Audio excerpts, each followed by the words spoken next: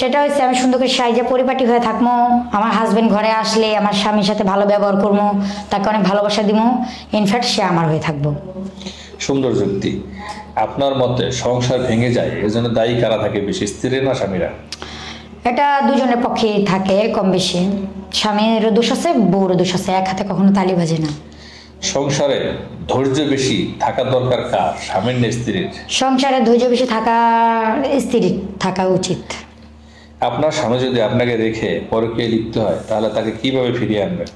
তাকে আমি আগে জিজ্ঞেস করবো যে এই মেয়েটার সাথে পরকীয়া করবে, বাট তাকে বলবো যে আপু তোমাকে আমি ভালোভাবে বলতেছি, তুমি আমার হাজবেন্ডটা থেকে সরে যাও, ইনফ্যাক্ট আমার সংসার ভেঙ্গো না। আর তারপরে যদি না শোনে তো আমার হাজবেন্ডকে বলুন এমন এমন তোমার কোনো ক্লু পাইছি আমি বা কোনো কিছু পাইছি যেহেতু তে তোমাকে আমি মানে এরকম এরকম একটা দেখো তোমাকে মেসেজ করলো, এটা ইয়ে করলো, এগুলোতে তুমি সরে যাও আর এগুলো করো না তুমি, আর তাহলে আমাকে হারাইবা, এটা বলবো তাকে, এরকম ভয় দেখাবো। ছেলেরা কোন কাজ করলে মেয়েরা সবচেয়ে বেশি খুশি হয়?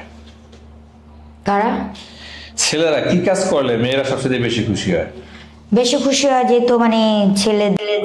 আপনারা যাকে দেখছেন তার নাম তৃষা, বয়স 23 বছর, বাড়ি মাদারীপুর। তার ছোট ভাই এবং মাকে নিয়ে সংসার। তার বাবা জীবিত নেই। তার উচ্চতা 5 ফুট 4, 50 কেজি শারীরিক ওজন, ক্লাস 5 পর্যন্ত লেখাপড়া। এটা জেনে যদি কোনো ভাই তাকে বিয়ে করে তাকে জীবনসাথী করতে চান তাহলে ভিডিওর নিচে একটি নাম্বার দেওয়া আছে, চ্যানেল কর্তৃপক্ষের নাম্বার। এই নাম্বারে ইমো এবং হোয়াটসঅ্যাপ আছে।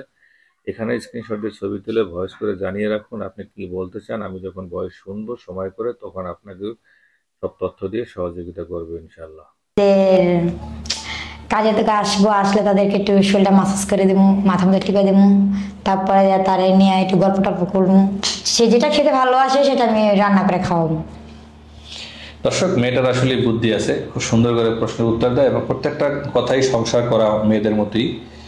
কোন কারণে স্ত্রীদের উপর স্বামীরা সবচেয়ে বেশি বিরক্ত হয়?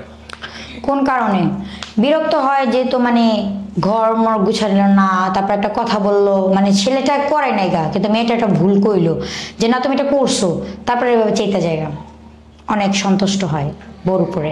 যদি সংসারে হঠাৎ অভাব দেখা দেয় তখন কি করবেন? স্বামীকে ছেড়ে পালাবেন না অভাবের সাথে যুদ্ধ করবেন?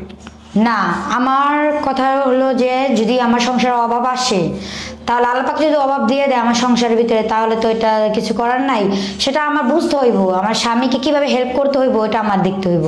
কারণ স্বামীকে যদি ছাইড়ে চলেই যাই আমি, তাহলে আমি তার কেমন বউ হইলাম, তার সাথে আমার থাইকা এবং কি তার সাথে আমি কাজ করতে হইব, আমি একটা কাজ জব নেব, সেও কাজ করব, এভাবে আমাদের সংসারটা উঠাই নিব আমরা।